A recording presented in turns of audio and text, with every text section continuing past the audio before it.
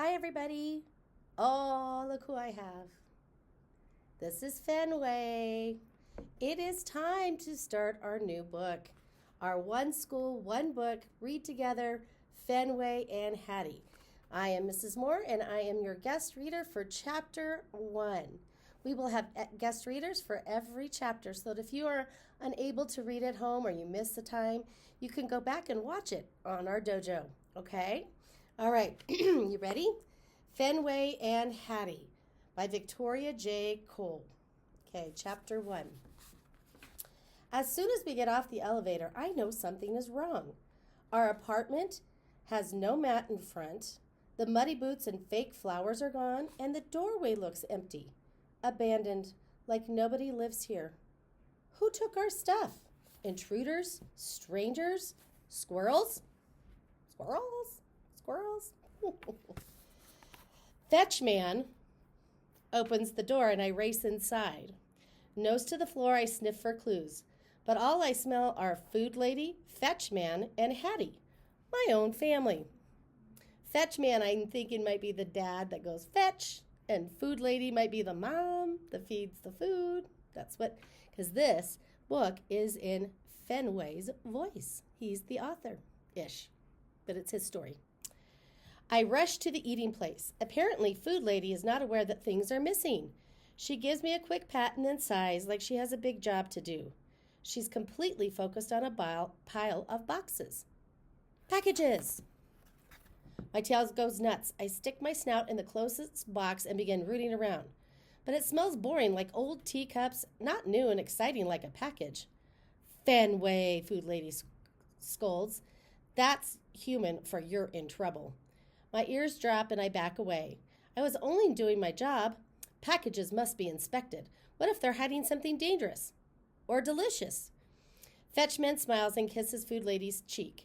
He speaks quickly and gestures a lot, like he's the happiest human in the world. What's he so excited about? Isn't he worried that our stuff's been stolen?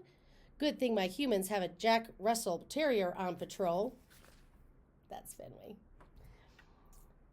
We're obviously in terrible danger. There's so much to do. I keep sniffing around, but I do not find one single clue. No tasty crumbs or yummy drips either. Food lady wraps noisy paper around the dishes and tucks them into a big box. She grabs crinkly bags of chips and pretzels and cookies, cans and jars too.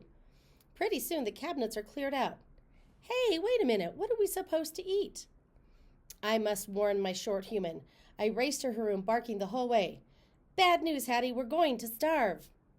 But then I get there, she's surrounded by boxes too. She looks miserable, probably because she couldn't come to the dog park. Hattie loves playing ball and chase as much as I do. Even though I have terrible news, she forgets how sad she is when she sees me. Fenway, she sings in her sweet voice. That means, here's a treat. Hooray, hooray, I bark, blasting through the door. That's my Hattie, always thinking of me. I scamper over to a box and hurl myself at her legs. I can hardly wait. "Aw," she says with a giggle, reaching to her pocket, and the treat sails into my mouth. Chomp! Wowee, that hits the spot. Hattie pats my head and gazes into my eyes, and her face looks back to being sad, like it was the very last treat. That's what I was saying, Hattie. We've been wiped out, I bark. Probably by squirrels. Her shoulders sink with a horrible realization. I nuzzle her ankle. Don't worry, your protector is here. She must be feeling worse than I thought because her dark eyes go right away to that way-high shelf. She climbs onto the bed and reaches for the fuzzy toy that used to be a bear but now is only an upper half with one arm.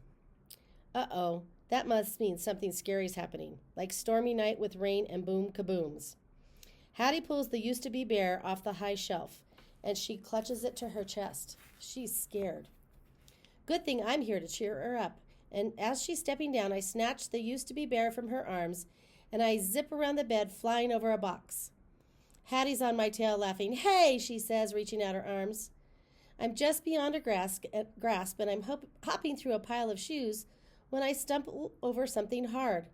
Ouch! My bedtime hairbrush. What's that doing on the floor? Sensing an opportunity, Hattie lunges. Drop it, she shouts in a voice that sounds anything but angry. She's fast, but I'm faster. I spring onto the bed. I burrow my nose into the rumpled blankets. They smell like mint and vanilla, just like she does. Hattie flops down beside me, smiling. She takes the used-to-be bear and grabs me tight. Best buddy, she coos. She kisses my brown paw and then my white paw, and she showers my neck with kisses, our favorite snuggle game. I slobber her cheek as she giggles. She's the best short human ever. Food lady appears in the doorway. One hand's on her hip, the other's pointing at the boxes. Hattie, she scolds. Hattie's smile disappears, then she bolts up and I hop off her chest. She smells worried. I know how she feels. I wait for Food Lady to start yelling in a bossy voice, but instead the words I hear are Hattie's. She sounds anxious. She picks up the long jump rope she brings to the place where short humans with backpacks go. She shows Food Lady a card. I catch a whiff of hardened frosting from the time the pack of short humans invaded, and I warned Hattie that her treats were on fire. As Hattie goes on, Food Lady's angry face gets softer and softer, until it's turned too sad. Oh, baby, she says in a soothing voice, and she sits next to us on the bed. Hattie leans into her arm, and Food Lady strokes Hattie's bushy hair. I nuzzle under Food Lady's hand. I could use a few strokes too, you know, I whimper, right behind this ear. Food Lady rocks us gently the way she did when Hattie's knee was hurt. She gives us both a pat and gets up.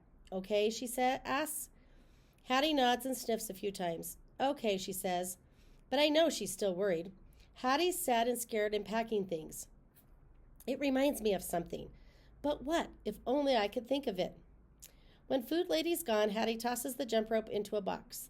Then clothes, whoosh, and shoes, clunk. And she picks up the used-to-be bear and squeezes it tight. Then I remember what this reminds me of. It was right before Hattie disappeared for 2 whole nights, and something terrible must have happened to her, because when she finally came back, her clothes smelled horrible, like burnt marshmallows and squirrels. Oh no, could this be happening again? I knew something was wrong. Hattie is leaving. Hattie is leaving. I sprang up and ran in circles. She can't go, at least not without her loyal dog. Hey, if I stick by her side, she'll have to take me with her. Wowee, it's the best idea ever.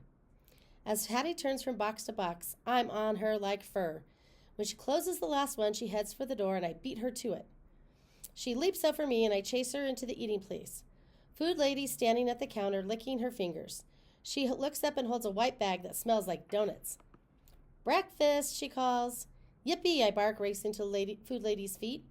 Hattie squeals, then grabs the bag and crinkles it open. I leap on her legs and lick my chops. Hattie bites into a squishy donut. A lovely glob of goo drips right into my mouth. Vanilla. I swallow quickly. More, please, I bark, jumping on her legs again. Hattie giggles, but when Food Lady crosses her arms, she stops. Right then, a rattling sound at the front door. Intruders! I charge to the lounging place at the door swings open. I'm ready to pounce. It's Fetchman! He was gone? I spring up and paw his knees. I missed you so much, I bark. Is it playtime? But he's all business, and he's not alone. A group of large strangers follows him in, one after another. They come through the door reeking of coffee and sweat. That's a suspicious combination. And Fetchman is not making one move to stop them. Hey, who are you? Why are you here? I bark, lunging toward them, but stopping a safe distance from the first stranger. He's a lot bigger than Fetchman. Shh, Fetchman says. He grabs me by the collar and pulls me to the far side of the room. Watch out, I bark. These guys are probably dangerous. And as to prove my point, the very large strangers begin lifting the boxes. One of them takes the flashing screen right off the wall. Can't you see they're stealing our stuff? I bark, wiggling and kicking. Let me go. I must be free to do my job. But my warnings aren't doing one bit of good. Fetchman and Food Lady stand there watching these evil humans loot everything. Let me at him. Seriously, I can take these guys, I pull. I twist. I'm desperate to get loose. I'm about to choke myself when Fetchman deposits me into the eating place. Can't you see what's happening, I bark? If you ever need a dog to protect you, it's now. Unfazed, Fetchman snaps the gate across the doorway. I'm trapped.